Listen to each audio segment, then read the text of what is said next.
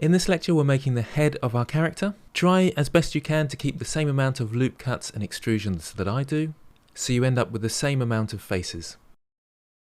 So here's where we got up to last time, and in order to make the head we want to extrude from this face here. So it's important to double check, so go to front view and check that you have these vertices here. In fact, I'll go to X-ray mode and make sure I get both of those. So these vertices here, make sure they are lined up with the neck.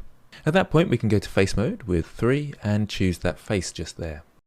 Easiest to do this in front view, so back to front view, I'll zoom in a bit and E to extrude upwards. Now it naturally kind of wants to go out like this. You can press Z again to take it off the normals and move it in like this, and somewhere around there should be fine. Now if I go to side view, we can see it's out of position. If I select this face here, I can press G to grab, but starting to move that in, you may notice that the back line here, if I come around to this side, is squashing inwards as well. And we don't really want a huge dent in the back, but a little isn't going to make too much difference. So let's go to side view again. So these vertices here might have to stick out just a touch away from our reference image, just so it lines up and we don't have to add lots of loop cuts to follow this line coming around here. So let's press R to rotate that and rotate it around to about there. Let's have another double check at that back, and I think that looks okay.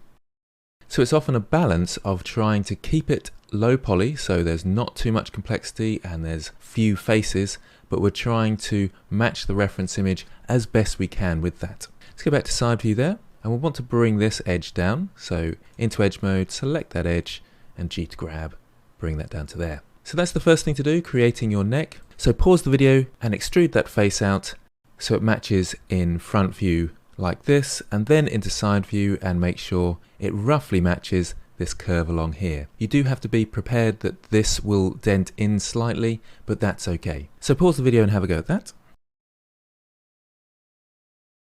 Okay, so now we need to extend this face up for the rest of the head. So I'll go into side view for this, and 3 to go to face mode. Remember it's 1, 2 and 3 on your keyboard for the different modes up here. So select that face, I can E to extrude, and again I'm going with the normals, so I can press Z to come out of that mode, and we'll come halfway up about to the eyebrows, and then E to extrude again, and I'll press Z again to come out of that mode and to the top of the head. We'll have to rotate this of course, and we're kind of following the head upwards. Yes, we're not hitting these curves at the moment, but we're keeping it nice and simple. Now still in side view we can select these front two here, and we can extrude them out to create the face at the front. So E to extrude, and coming straight out like this is absolutely fine because we need to adjust it. So I'll go to vertex mode with 1 and box select my vertices. You can do this in edge mode as well, but I'll just move these into position. These ones are going to be in the middle of the eye here, and this one we need to move down so it follows the shape of the forehead. Okay, let's go round into front view and see how we're getting on.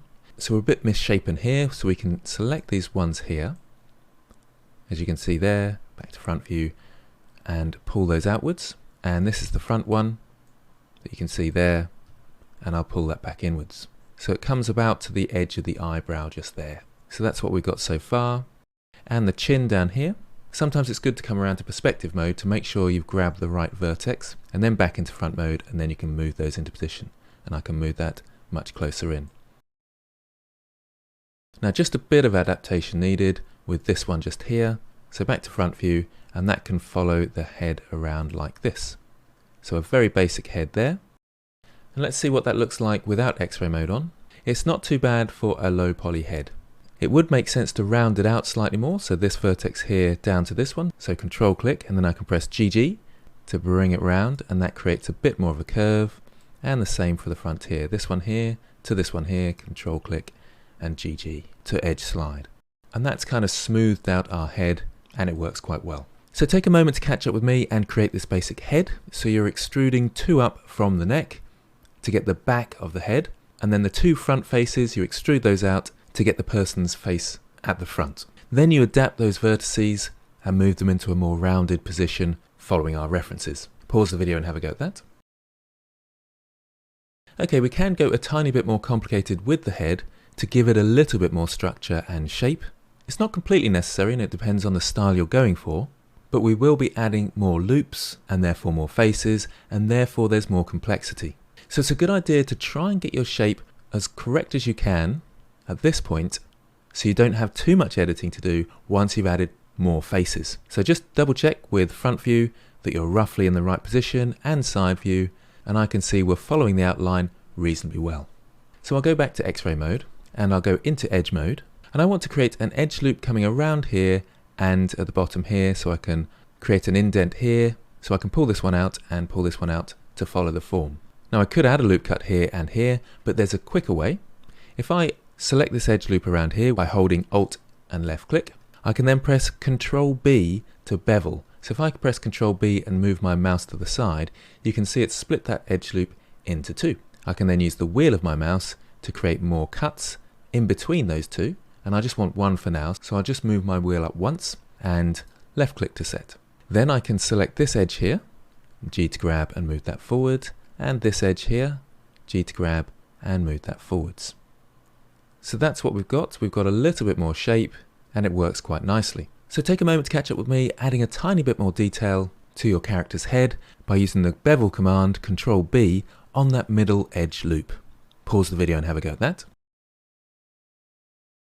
So at this point we can do a little bit of adjusting. So let's go to side view and we can just line a few things up. Now we've got these extra edges. So G to grab, and I can move this down, select this one.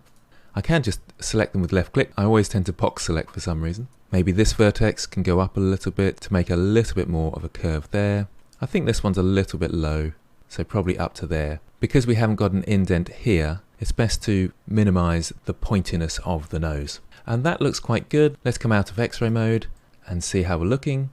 Not bad at all. I'll just go to front view, and I think this one just here, let's go to X-ray mode again, is sticking out a bit too far. So G to grab and move that in just a touch to around about there. Maybe this one at the top as well actually. Back to X-ray mode, see how we're looking. Just this one at the back here I think looks like it's sticking out too far. So you've got the cranium there, that one's okay, but the neck should start here. So we can press G then X and move that in to the back of the neck. And we're much closer, maybe this one in just a touch, G then X, and move that in slightly. There we go.